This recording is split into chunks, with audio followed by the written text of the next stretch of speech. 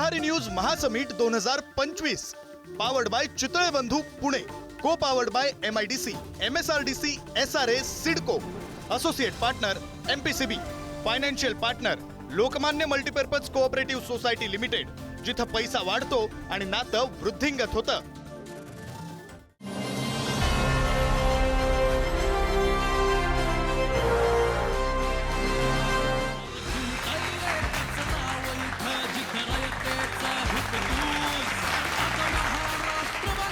आता आपला आधीचा सेशन जो झाला त्याच्यानंतर भाजपाचे सारंग साठेंशी बोलत होते आदित्य ठाकरे. मी शेवटचा फक्त शब्द ऐकला आणि ते आदित्य ठाकरे त्याला सारंगला म्हणाले की आता सिटिंग कॉमेडीचे दिवस आहेत.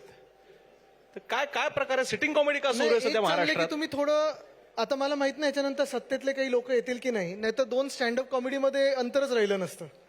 तर म्हणून मी बोललो की कारण राजकारण आलं जे आता चाललंय महाराष्ट्रामध्ये ते साधारणपणे कॉमेडीपेक्षा काही कमी नाहीये.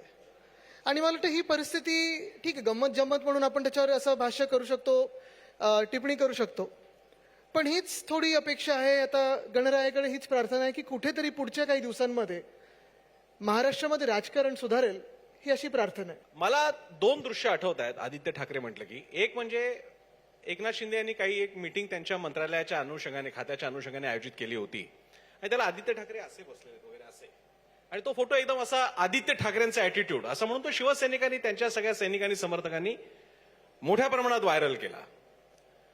मला दुसरा व्हिज्युअल्स आठवत आहेत. आत्ताच्या विधिमंडळ अधिवेशनाच्या वेळी आदित्य ठाकरे बाहेर आणि सगळे बाकीचे विरोधक घोषणा देत आहेत 50 खोके एकदम ओके. नीलम गोऱ्हे तिकडनं वर पायऱ्या चढत जात आहेत आणि अचानक आदित्य ठाकरे म्हणतात 50 खोके मर्सिडीज ओके. आणि मग नीलम गोरेंकडे लगेच कॅमेराचा क्लोज होतो, कारण आम्ही सगळे शाने कहू आहे ना सब टीव्ही वाले.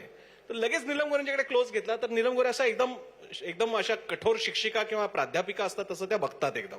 ते दृश्य एकदमच गाजली. तर कहां से आता है सब, काय म्हणजे कसं काय? जाने दो कल की बात पुरानी.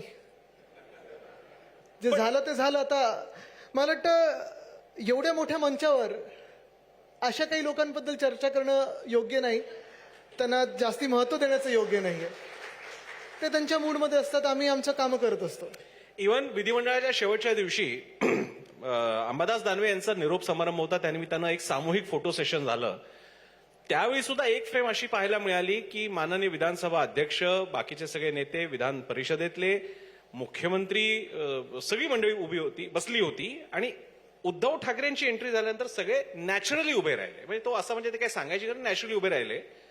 एकनाथ शिंदे पण त्यामध्ये होते. त्याच्याबद्दल तेवढं ते तुम्ही मानायला हवं. काहीतरी सांगायचा मुद्दा की हा जे काही आहे, म्हणजे जेव्हा सत्ता तुमच्याकडे नसते, तुमचे आमदार बहुतांश गेलेले आहेत, मंत्री तुमचे नाही आहेत, अर्थातच नाहीत कारण सत्ताच नाहीये, तर हा ठाकरे ब्रँड हाच तो ठाकरे ब्रँड नाही. एक आपण पाहिलं तर उद्धव साहेबांबद्दल बोलायचं झालं तर साधारणपणे सत्ता येण्याच्या आधी, सत्ता असताना आणि सत्ता गेल्यानंतर देखील कदाचित ही व्यक्ती एकमेव असेल ज्यांनी तेवढाच मान सन्मान दुसऱ्यांना पण दिलेला आहे. मी अनेकदा पाहायचो की जेव्हा मुख्यमंत्री स्वतः असायचे, असं असतं अनेकदा की तुम्ही राजकारणी मंडळीमध्ये जर चर्चा केली, एखादा साधा आमदार असतो किंवा खासदार असतो किंवा आम्ही कुठची पदं नसताना देखील जेव्हा कलेक्टर, सीपीनं वगैरे फोन लावतो तेव्हा कलेक्टर साहेब जरा बघून घ्या, सीपी साहेब जरा बघून घ्या. माणूस त्या पदावर आल्यानंतर ते साहेब निघून जातं, पद निघून जातं, हा जरा फोन लावला मी तुला, जरा बघून घे, लवकर काम झालं पाहिजे, किंवा अरे तुरे नाही तर अहो जाव जरी असलं तरी पहिल्या नावाने कोणालाही त्याचा उल्लेख होतो. पण उद्धव साहेबांनी असं न करता स्वतः मुख्यमंत्री असताना देखील तेवढाच मान सन्मान समोरच्यानं दिला. विरोधी पक्षातले असतील, सत्ताधारी पक्षातले असतील, शासकीय पदांवर असतील. आणि मला वाटतं ते ज्यांनी काम केलं, कोविडमधलं काम असेल, त्याच्या आधीचं काम, नंतरचं काम, त्यांचं स्वतःचं जे राहणीमान आहे आपण पाहाल, तो एक नॅचरली आदर लोकांमध्ये त्यांच्याबद्दल आहे आणि मला वाटतं ते त्या दिवशी दिसलं. पण मग आदित्य ठाकरेंसाठी सध्या गेल्या काही दिवसात ठाकरे ब्रँड बद्दल चर्चा सुरू आहे आणि आपण आता जिथे मुलाखत चाललेली पण तुम्हाला सांगतो, हे ब्रँड बद्दल चर्चा इतर लोक करतात. आमच्या मनात कधीही नसतं असं ब्रँड किंवा आडनाव किंवा काय. आम्ही जे आजोबांकडून किंवा पंजोबांकडून जे शिकलेलो की काम करत राहा, लोकांची सेवा करत राहा, ते करतोय. पण म्हणजे दादर पासून गिरगाव आणि अगदी गोरेगाव पर्यंत आता फक्त ठाकरे ब्रँड हा पोस्टर तुमचे समर्थक लावतात आणि ठाकरेच म्हणतात की ठाकरे ब्रँड नाहीये. जगभरात ती चर्चा चालली आहे, पण आम्ही त्याच्यावर आमचं काम आहे त्याच्यात कुठेही स्वतःला असं विचार नाही करायचं झालं होतं आम्ही असंच फुगून चालायचं नाही. काही काही लोक असतात 56 इंच वगैरे करून दाखवतात, आम्ही तसं नाही, आम्ही नम्रपणे फिरत असतो. आलेले आहेत आता हे फलंदाज आता क्रीजवरती सेट झालेले आहे. आता पुढचे आता सगळे सुरू होतील.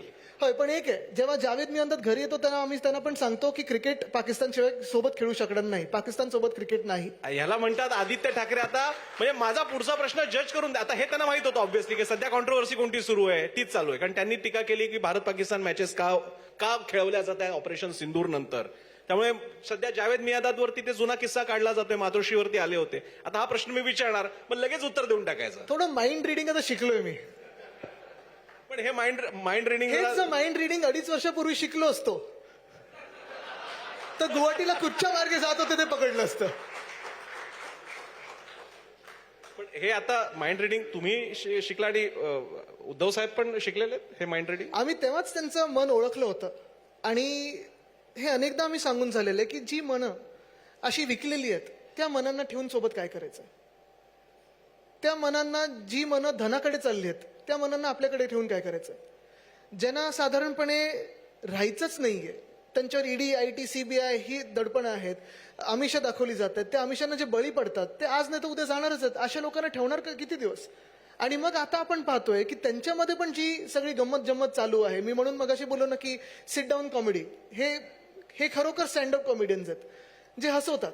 आणि जे आता राजकारण बघतोय त्याच्यावर आपल्याला हसायला येते. ही सिट डाऊन कॉमेडी चालली आणि ती जी कॉमेडी चालली आहे, अक्षरशः तुम्हाला सांगतो अनेक अधिकाऱ्यांना फोन गेलेले आहेत वेगळ्या वेगळ्या कार्यालयातून, मग मुख्यमंत्री कार्यालय असतील, कुठचे महत्वाचे ऑफिस असतील, की ह्यांच्याकडून फाईल आली तर काम नाही करायचं. काल परवाकडेच मी पाहिलं मुख्यमंत्री स्वतः नगरविकास खात्यावर नाराज आहेत. तर हे सगळं आता आपण पाहतोय.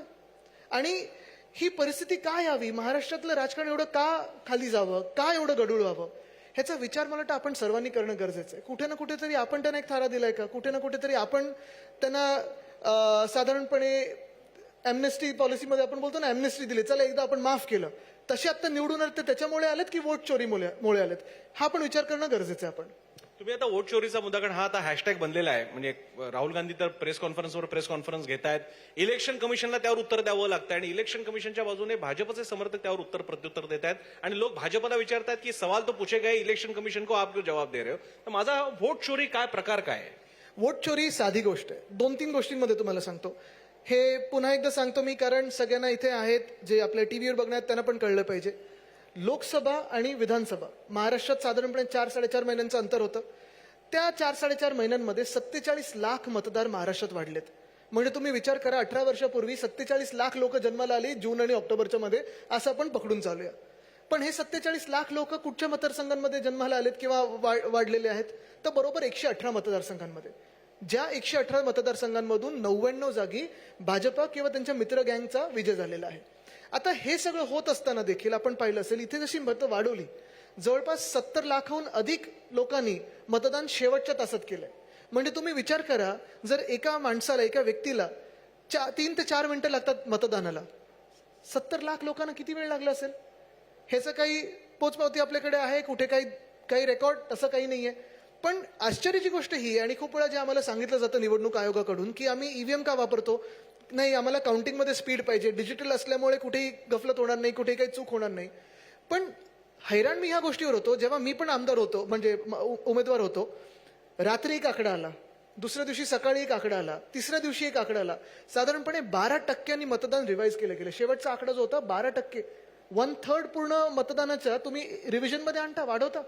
आणि हे सगळं झाल्यानंतर आपण पाहतो इथं तर हा आकडा वाढला, सीसीटीव्ही फुटेज द्यायला तयार नाहीयेत. पण दुसऱ्या बाजूला बिहारमध्ये 60 किती लोकांना कमी केलं, 6 ते 7 लाख लोकांना कमी केलं. म्हणजे एका ठिकाणी तुम्ही वाढवून जिंकताय, दुसऱ्या ठिकाणी कमी करून जिंकताय. पण हेच नाही तर अनेक मतदारसंघांमध्ये त्यांनी बोगस वोटर्स शोधलेले आहेत. आता त्या शकुन राणी बेंगलुरूमध्ये 3दा मतदान केलंय, उत्तर प्रदेशमध्ये 2दा मतदान केलंय. त्याच महिलेचा फोटो वेगळ्या वेगळ्या अँगलनी 5 मतदार यादीमध्ये येतो. हे कसं शक्य? एकाच दिवशी 3दा मतदान करता तुम्ही.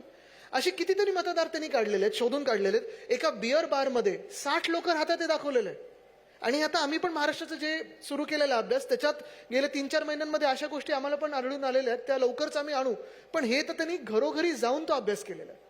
आणि हीच वोट चोरी साधं सोपी एक गोष्ट आहे, साधी गोष्ट आहे. जेव्हा आम्ही प्रश्न निवडणूक आयोगाला विचारतोय, जोमते कोणाला? भाजपला. उत्तर कोण देतंय? भाजप. पण हे मुळीच भाजपबद्दल नाहीये किंवा कुठच्याही पक्षाबद्दल नाहीये, हे आपल्या देशाच्या लोकशाहीबद्दल आहे. हे तुम्ही दिलेल्या मतांबद्दल आहे. तुमचं एक मत आणि 5 बोगस मतं जर एकत्र आली तर तुमच्या मताला काडी मात्र किंमत नाहीये. दुर्दैव आपलं हे आहे की आपण हे ओळखत नाहीये.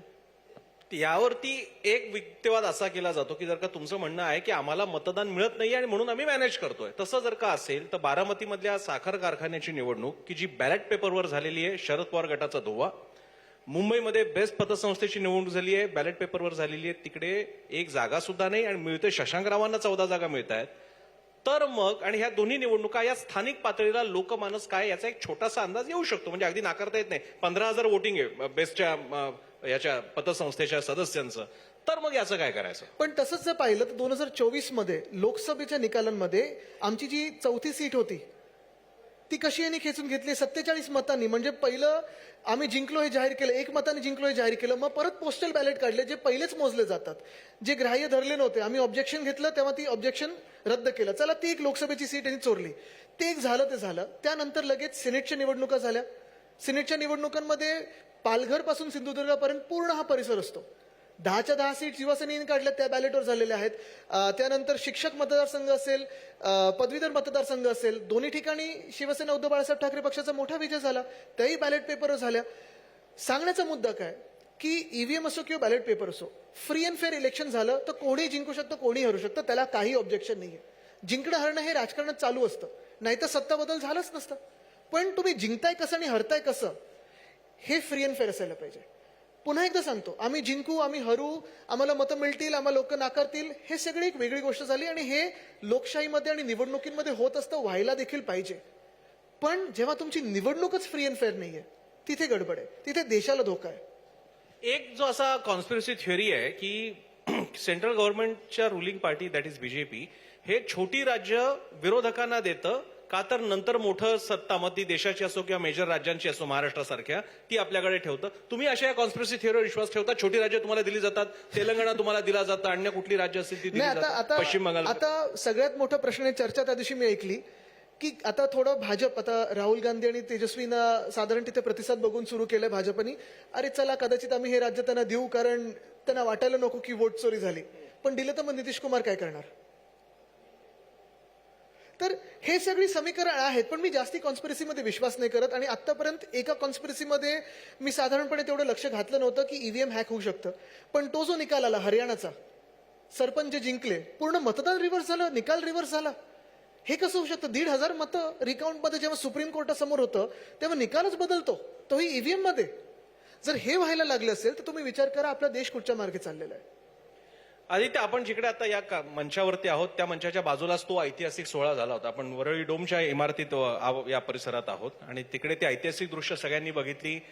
उद्धव ठाकरे आणि राज ठाकरे एकमेकांना आलिंगन देत आहेत, दोघांनी एकत्र सभा संबोधित केली. तुम्ही आणि अमित यांची सुद्धा एकत्र फोटो आम्ही पाहिले. आता जरा काही काळ गेलेला आहे, जरा भावनेचा कल्लोळ शांत झालेला आहे. आज त्या दृश्यांकडे बघताना, आज तुम्ही जेव्हा एंटर केलं असेल या परिसरात परत एकदा, मला माहित नाही मध्ये तुम्ही आला होता की नाही, तुम्ही आमदारच आहात इथले, काय फील आहे आता? कसं मनात आता परत नाही, ते रिव्हिजिट तर आहे. करताना पण हा जो हॉल आहे, हा आणि वरचा, मी त्या दिवशी पण आपल्याला सांगितलं, जेव्हा मी विचारलं कुठे आहे, जेव्हा आपण मला सांगितलं इथे आम्ही कोविडच्या काळात आयसीयू लावलेला होता आणि इथे नेहमी येत असताना तेच चित्र डोळ्यासमोर असतं की त्यावेळीचं काम साधारणपणे कुठे कुठे मोबाईल हॉस्पिटल्स, ह्याच डोममध्ये नुसतं मुंबईचं नाही, नुसतं महाराष्ट्राचं नाही, तर देशातलं पहिलं मोबाईल हॉस्पिटल युनिट आम्ही इथे उभारलं होतं आणि इथे संपूर्ण मुंबईतून, अनेकदा ठाण्यातून वगैरे सगळीकडून कोविड केसेस इथे यायच्या. मग आम्ही इथे स्क्रीनिंग करायचो, वेगळे वेगळे फिल्मचं, बॅडमिंटन सुरू केलं होतं वगैरे अनेक गोष्टी ह्या इकडच्या पेशंटसाठी केल्या होत्या. त्याच्यानंतर त्याच्या आधीचं अधिवेशन देखील आठवतं. अनेक लोकांना नेते बनवलं गेलं होतं, काही लोक पळून गेले, पाया पडून पळून गेले, हे सगळं झालेलं आहे. पण त्यावेळीचं दृश्य, मला वाटतं दृश्य स्वरूपात त्याचं वर्णन करण्याच्या ऐवजी मी जे काही वातावरण होतं, जे काही तुम्हाला अनुभव इथे मिळाला, अक्षरशः आजूबाजूला जी लोक होते, अनेक लोक तरुण होते, वयस्कर होते, 20 वर्षापूर्वी ज्यांनी दोघांना एकत्र पाहिलं होतं ते देखील मला आठवतं. अनेकांच्या डोळ्यांमध्ये अश्रू होते. आणि मला वाटतं हे जे वातावरण आहे की ठीक आहे आता आमच्यासाठी दोघं एकत्र येत आहेत, मला वाटतं हे फार महत्वाचं आहे. आणि ते आपल्याला वातावरण निश्चितपणे, जर आता मी ठामपणे काही सांगणार नाही कारण परत हेडलाईन बनेल, पण दोन्ही भावांनी ठरवलं तर ते आपल्याला दिसेल पुन्हा एकदा. पण असं असताना जेवढ्या प्रमाणात वोकल म्हणजे ती जी दृश्य मी एक पत्रकार म्हणून वाचण्याचा व्हिज्युअल सुद्धा वाचता येतात, तर उद्धव ठाकरेजी ज्या प्रमाणात वोकल होते, बोलत होते, भावाचा उल्लेख करत होते सगळं, आणि त्यानंतर सुद्धा एकत्र लढू, एकत्र येऊ वगैरे, मग काय उद्धव ठाकरेजी असतील, संजय राऊत असतील, बाकीचे. राज ठाकरे मात्र असं इंडिकेटिव्ह एकही वाक्य म्हणत नव्हते. राज ठाकरेंनी नंतर सुद्धा कोणतेही असं थेट विधान किंवा सजेस्टिव्ह असं काही विधान केलेलं नाही. त्यानंतर मग आता झालेली भेटही आपण पाहिली, याची खूप चर्चा झाली, सीएमची घेतलेली भेट असेल. तर मग हे कसं पाहताय तुम्ही? त्याच्यामध्ये एकदा घरी पण आले होते उद्धव साहेबांच्या वाढदिवसाच्या दिवशी. मला वाटतं दोघांची बोलणी ही सुरू असतात अधूनमधून, आणि अर्थात पक्षांमध्ये आपण पाहिलं असेल, स्थानिक पातळीवर अनेक ठिकाणी दोघांनी आंदोलनं घेतलेली आहेत. मग ते रस्त्याचं असेल, ते पलावा ब्रिजचं असेल, हे सगळीकडेच असेल. तर ते आता पुढे पुढे आपल्याला राजकारण कसं पुढे दिसतंय ते दिसेल. आता या क्षणी म्हणजे शिवसेना आता त्याला तुम्ही फुटलं म्हणा, काय ओरिजिनल जास्ती सिक्रेट्स बाहेर आणत नाहीत. तर मी म्हणतोय की आताच्या शिवसेनेच्या आवाज, शिवसेना उद्धव बाळासाहेब ठाकरे पक्षाकडे मर्यादित नगरसेवक आहेत, आमदार आहेत, खासदार आहेत, पण जे काही आहे ते आहेत. मनसेकडे आता काही नाहीये. पण जेव्हा निवडणुकीला सामोरं झालं, अक्रॉस द टेबल तुम्हाला बसून तुम्हाला जागांचं गणित मांडावं लागेल, तेव्हा प्रश्न, जो क्लासिक प्रश्न भाजप शिवसेना युतीच्या वेळी सुद्धा होता, मोठा भाऊ कोण, लहान भाऊ कोण, तर हे नॅरेटिव्ह असेल का कदाचित आम्हाला दृष्टीच बदलावी लागेल. मला वाटतं ते तुम्हाला दिसेल की दोघांकडे प्रत्येक शहरामध्ये महापौर असतील, एवढं तुम्हाला मी शब्द देऊ शकतो. प्रत्येक शहरामध्ये महापौर असतील, शिवसेना उद्धव बाळासाहेब ठाकरे पक्ष असेल किंवा मनसे असेल किंवा इतर जे कोणी आमच्या सोबत असतील. कारण लोकांची ताकद जर वोट चोरी बाजूला ठेवली तर अजूनही दिसतं. त्यावेळी पण महाविकास आघाडीचा विजय झाला असता, आणि आता देखील आम्ही ज्या सत्य मार्गाने चाललेलो आहे, सत्यमेव जयते ज्याला पकडून, सगळीकडे आपण पाहाल प्रत्येक शहरात ह्या दोन्ही बंधूंना चांगलं बहुमत मिळेल. एक विशेष म्हणजे राज ठाकरे आता परवाच त्यांनी विधान असं केलं की 2014 पासून स्वतःचं अपयश झाकण्यासाठी हे सगळं वोट मॅनेजमेंट वगैरे होतंय. हे मोठं विधान होतं, कारण मधल्या काळात शिवसेनेची भूमिका वेगळी झाली होती, 2019च्या नंतरच व्हायला लागली होती. पण राज ठाकरेंनी सपोर्ट पण केलेला आहे, विरोधात उमेदवार देणार नाही किंवा थेट सपोर्ट केलेला आहे. ते सुद्धा म्हणतात की 2014 पासून हे सुरू आहे. या विधानाकडे कसं आता काय की गेल्या 20 वर्षामध्ये असेल, गेल्या 10 वर्षामध्ये असेल, कोणाची भूमिका कुठे होती, कोण कोणाच्या बाजूनी होतं, मागच्या ह्याच्यात आता जाणं काही गरजेचं नाहीये. कारण त्याच्यात अडकून राहणं हे किती महाराष्ट्र हिताचं आहे, किती मराठी हिताचं आहे, किती आपल्या राज्याचं हिताचं आहे, मला वाटतं हा विचार करणं तर जास्ती गरजेचं आहे. महाराष्ट्र हित, देश हित, समाज हित पाहणं गरजेचं आहे. कोण कोणासोबत होतं, कोण कोणाच्या बाजूनी बोललं होतं, कोण कोणाच्या विरुद्ध बोललं होतं, राजकारणात ते बोलत असतात. ऍज लॉंग ऍज प्रिन्सिपल्ड तुम्ही तो स्टँड घेता की नाही, माझ्यापेक्षा महाराष्ट्र मोठा आहे आणि मी महाराष्ट्रासाठी हे करत आहे, माझ्यापेक्षा देश मोठा आहे, मी देशासाठी करत आहे, मला वाटतं जर तसं होत असेल तर चांगलंच आहे. महाराष्ट्र हित मोठं असेल तर जेव्हा विधिमंडळामध्ये उद्धव ठाकरेंना संबोधून सीएम म्हणतात की असं काही नाही, तुम्ही सुद्धा इथे असू शकता, असं 2-2 वेळा ते म्हणतात, आपले मुख्यमंत्री देवेंद्र फडणवीस आत्ताच्या पार पडलेल्या अधिवेशनात, त्याचा अर्थ काय घ्यायचा? नाही, ते पुन्हा येईन 3दा बोलले होते ना, हे फक्त 2दा बोलले, तिसऱ्यांदा बोलल्यानंतर आपण बोलू. पण मी जसं म्हणतो तसं की राजकारणात ते जे क्लासिक बघा, परत बातमी मिळेल, सर्व दरवाजे उघडे, आदित्य ठाकरेंनी दिले संकेत. आहेत की नाहीत, मग आहेत की नाहीत, दरवाजे उघडे आहेत की नाहीत, तो तर दिसतोय मला उघडा तिकडचा. पण तिकडनं फडणवीस येण्याची शक्यता आणि खरंच येणार आहेत, तेव्हा आले तर तुम्ही काय करणार? स्वागतच करेन ना, म्हणजे ह्या बाजूला तुम्ही बोलताय, बरोबर आहे. मी एक्झॅक्टली तेच म्हणतोय. आपल्या कोणती बाजूला. बाजू आहे ते सोडून द्या, तुमच्या बाजूला मी कुठे, तुमच्या बाजूला तुम्ही करणार की म्हणजे नाही? तुम्ही सांगता ते विरोधी पक्ष देतात. ते म्हणताय की तुम्ही आमच्या आता बाजूला. कदाचित कॅबिनेटमध्ये खूपदा त्यांना तीच पक्षाची भूमिका मांडायला लागते, विरोधी पक्षाची. आदित्य ठाकरे यांना गेली 2 दशकांमध्ये युवा सेना स्थापन झाली तेव्हापासून मला ती दृश्य आठवत आहेत. शिवाजी पार्कवरती जेव्हा युवा सेनेची स्थापना झाली आणि स्वर्गवासी बाळासाहेब ठाकरे यांनी तलवार दिली होती, त्यानंतर आदित्य ठाकरेंचा जेव्हा प्रवास पाहता येतो त्यावेळी जो sharpness, the wheat, the sharpness, आणि जे शिवसेनेमध्ये, म्हणजे कदाचित ते थोडे ऑफेन्सिव्ह होतील, पण शिवसेनेमध्ये जो बघायला मिळत नाही असा युक्तिवादामधला मजबूतपणा, जो अनेकांकडे होता, नाही याच्याला भाग नाही, तो या नव्या पिढीमध्ये बघायला मिळतो. हे कौतुकास्पद गोष्ट आहे. अडचणीत आणू नका. पण या पार्श्वभूमीवरती मग जसं या बाबतीची संदिग्धता, आता उदाहरणार्थ मुख्यमंत्र्यांनी उपराष्ट्रपती पदाच्या निवडणुकीसाठी तुम्हाला फोन, शरद पवारांनी फोन केला आणि उद्धव बाळासाहेब ठाकरेंना सुद्धा फोन केलेला आहे, याकडे तुम्ही कसं पाहताय? नाही, आता दोघांनी उत्तर तर दिलेलं आहे. जे उत्तर त्यांना मिळणं अपेक्षित होतं तेच मिळालेलं आहे. पण तुम्ही जो मगाचा प्रश्न एक विचारलात की तुम्ही त्या बाजूला जाऊ शकता का, किंवा मनोमिलन पुन्हा एकदा होऊ शकतं का, तर मला सांगतो ह्याच्यात 2-3 गोष्टी आहेत. काही काही ठिकाणी भाजपने जी आपली विचारधारा सोडलेली आहे, जसं मी मगाशी क्रिकेटचा उल्लेख केला, अनेकदा ते आमच्यावर आरोप करतात की तुम्ही विचारधारा सोडली, हिंदुत्व सोडलं. हिंदुत्व हे त्यांचं हिंदुत्व आणि आमच्या हिंदुत्वामध्ये खूप मोठं अंतर आहे, खूप मोठा फरक आहे. तरी देखील आम्ही एकमेव पक्ष होतो जो काँग्रेससोबत जाऊनही अयोध्येला 3दा जाऊन आलेलो आहे. तेव्हा आम्ही सांगितलं होतं पहिले मंदिर फिर सरकार. हे सगळं होत असताना मॉब लिंचिंग असेल वगैरे ह्याच्या विरुद्ध आम्ही बोललेलो आहे. पण जे आता भाजपने आपली भूमिका बदललेली आहे, खरोखर भाजपा सत्तेत असती, खरी भाजपा सत्तेत असती तर कदाचित पाकिस्तानबरोबर क्रिकेट त्यांनी खेळायला नाकार दिला असता. पण कदाचित कुठेतरी बीसीसीआयचं भाजपवर काही दबाव आहे का, बीसीसीआयचं काही जास्ती वजन पडते का भाजपवर, हा एक विचार करणं गरजेचं आहे. बीसीसीआयची लालच किती होते का पैशांसाठी, हा एक विचार करणं गरजेचं आहे. पण आम्ही तर भूमिका बदललेली नाही. पाकिस्तानबरोबर जोपर्यंत त्यांचे आतंकवादी हमले थांबत नाहीत तोपर्यंत आम्ही क्रिकेट खेळू देणार नाही आणि खेळणार नाही. ही भूमिका आपल्या देशाची असायला पाहिजे, सगळ्यांचीच आहे. पण दुसऱ्या बाजूला परत मुंबईचा जरी विचार केला, ज्या पद्धतीने अदानी समूह धारावी गिळायला निघालेला आहे. कालच आम्ही कोळीवाड्यात होतो, त्याच्या आदल्या आठवड्यात आम्ही कुंभारवाड्यात होतो. धारावीमध्ये जी भीती आहे, मुलुंडमध्ये आहे, विक्रोळीमध्ये आहे, कुर्ल्यामध्ये आहे, घाटकोपरमध्ये आहे, ज्या प्रकारे जवळपास 1600-1700 एकर अदानी समूहाला फुकटात दिलेले आहेत. Mumbai is non negotiable, Maharashtra is non negotiable. तुम्ही असेच जर सगळ्यांच्या घशात मुंबई किंवा महाराष्ट्र टाकायला लागलं तर हे चालणार नाही. आम्ही जरी गेलो तरी हा एक विरोध असणारच आहे. आणि म्हणून जोपर्यंत ह्या काही गोष्टी स्पष्ट होऊ शकत नाही, ज्यांनी आपलीच धोरणं सोडलेली आहेत किंवा मुंबई विकायला काढली, त्यांच्यासोबत कसा हात मिळू शकतो आम्ही? गेली 2-2.5 वर्षापेक्षा 2017 पासून नंतर निवडणुकाच झालेल्या नाहीयेत, प्रशासक आहेत. आता महाराष्ट्रातलं आणि खास करून मुंबईतलं चित्र तुम्ही कसं पाहता? मला वाटतं मुंबईचं चित्र आपल्या सगळ्यांना दिसतंय. साधारणपणे आता आपण कुठेही फिरलो तरी जे 2 वर्ष सांगत होते की आता पुढच्या 2 वर्षात खड्डे दिसणार नाहीत, मुंबई खड्डेमुक्त होणार, आम्ही कॉन्क्रीट लावलेलं आहे, कुठचाही रस्ता खड्डेमुक्त झालेला नाहीये. आणि आपण आता सगळीकडे पाहाल, सगळीकडे जे काही तुम्हाला दिसत आहे तो भ्रष्टाचार दिसत आहे. फुटपाथ चाललेला नाहीयेत, झाडांचं कटिंग वेळेवर झालेलं नाहीये. काल परवाकडे रिपोर्ट पाहिला, झाडं लावण्याची जी गोष्ट आहे गेल्या 3 वर्षात सगळ्यात कमी झालेली आहे. ओपन स्पेस राहिलेली नाहीये. कोस्टल रोडवर मागचं सरकार होर्डिंग लावणार होती. रस्ते असतील, तुम्ही वाकोल्याचा ब्रिज बघा केवढा भयानक होता. SCLRचं 15 दिवसापूर्वी उद्घाटन झालंय आणि मागच्या आठवड्यात पुन्हा एकदा रिपेअरसाठी बंद केलेलं आहे. म्हणजे हे सगळं काय चाललंय? बरं, कोकणवासी जे कोकणात जातात आता गणपतीला, अनेक लोकांनी बसेस सोडलेत, हजारो बसेस गेलेत, काही लोक त्याच्यात अजून काही गोष्टी देत आहेत. पण हे सगळं देत असताना मला वाटतं त्याच्यासोबत लेपाची पण डब्बी देणं गरजेचं आहे, कारण पाठ दुखायचे सगळ्यांचे आता प्रकार होणार आहेत. एवढा भयानक तो मुंबई गोवा महामार्ग झालेला आहे. आम्ही गेले 11 वर्ष ऐकतोय की 2 वर्षात आता मुंबईचे रस्ते किंवा देशातले रस्ते अमेरिकेसारखे होतील. कदाचित अमेरिका थोड्या दिवसांनी आपल्यासारखी होईल. आज गडकरी या कार्यक्रमात म्हणाले की 1 वर्षात महाराष्ट्रातले रस्ते अमेरिकेसारखे होतील. आज आमच्या कार्यक्रमात म्हणाले. स्टँडअप कॉमेडीमध्ये होतं ते.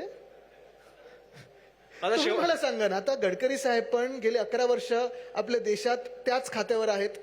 गेले 11 वर्ष आपले रस्ते आता आपण पाहतोय, मुंबई गोवा महामार्ग 11 वर्ष बनतोच आहे. प्रत्येक वर्षी PWD मंत्र्याला पाठवतात, सांगतात आता डिसेंबरपर्यंत सगळं नीट होणार. 1 डिसेंबर गेला, दुसरा 11 डिसेंबर गेला, काही नीट झालं नाहीये. त्याचसोबत मुंबई नाशिक महामार्ग बघा, मुंबई अहमदाबाद ज्याच्यावरनं हे पळाले होते तो महामार्ग बघा, तुम्ही मुंबई नागपूर हिंदू सम्राट बाळासाहेब ठाकरे समृद्धी महामार्ग बघा. मला 1 किलोमीटर दाखवा जिथे सपाट रस्ता आहे. 1 किलोमीटरही असं नाहीये. आणि हे सगळं भ्रष्टाचार सगळीकडे कुठे कुठे आता नाहीये. दवाखान्यात औषधं आहेत का? मेडिकल कॉलेजमध्ये पुरेसा रक्ताचा साठा आहे का? एक्सरे फिल्म्स आहेत का? सगळीकडे बट्ट्याबोळ करून ठेवलेलं आहे. आणि राजकारण आणि राज्य हे कसं चालवायचं, किती खालच्या पातळीवर न्यायचं, त्याचं उदाहरण आता ह्या सरकारने म्हणजे महायुती सरकारने दिलेलं. शेवटचा प्रश्न मुंबई महापालिकेच्या अनुषंगाने, म्हणजे बाकीच्या महापालिका महत्वाच्या आहेत पण ठाकरे म्हणजे मुंबई म्हणजे ठाकरे मानलं जातं. मुंबई महापालिकेवर शिवसेना उद्धव बाळासाहेब ठाकरे पक्षाचा भगवा की महाविकास आघाडीतल्या 3ही पक्षांचा सेक्युलर तिरंगा? मला वाटतं दोघांमध्ये काही अंतर राहिलेलं नाहीये. भगवा हा भगवाच आहे, तिरंग्यामध्ये पण भगवाच आहे. तिरंगा हा देशाचा आहे. दोन्ही आमच्या हातात आहेत, तर गैर काय त्याच्यात? धन्यवाद आदित्यजी, आपण सविस्तर वेळ दिलात आणि या संवादासाठी आम्हाला वेळ उपलब्ध करून दिला.